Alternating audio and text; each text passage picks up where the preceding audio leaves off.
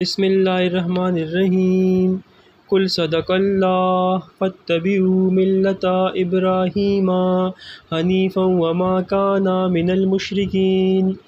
اے پیغمبر کہہ دیجئے کہ اللہ نے سچ فرمایا، بس تم ابراہیم کے طریقے کی پیروی کرو جو حق پرست تھے اور مشرکوں میں سے نہ تھے۔ اِنَّ أَوَّلَ بَيْتٍ وُضِعَ لِلنَّاسِ لَلَّذِي بِبَكَّةَ مُبَارَكًا وَهُدًى لِلْعَالَمِينَ۔ بے شک سب سے پہلا گھر جو لوگوں کی عبادت کے لیے مقرر کیا گیا وہ وہی ہے جو مکہ میں ہے، برکت والا اور اہل جہاں کے لیے مرکز ہدایت ہے۔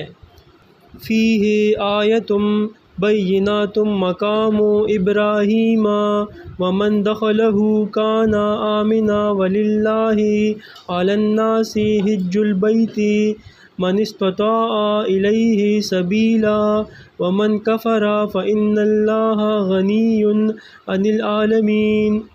اس میں دین حق کی روشن نشانیاں ہیں جن میں ایک مقام ابراہیم ہے، اور جو بھی اس کی حدود میں داخل ہو جائے وہ امن اور حفاظت میں ہے، اور اللہ کی طرف سے لوگوں پر فرض ہے کہ جو کوئی بھی اس تک پہنچنے کی طاقت رکھے وہ اس کے گھر کا حج کرے، اور جو کوئی انکار کر دے تو یاد رہے کہ اللہ تمام مخلوق سے بے نیاز ہے۔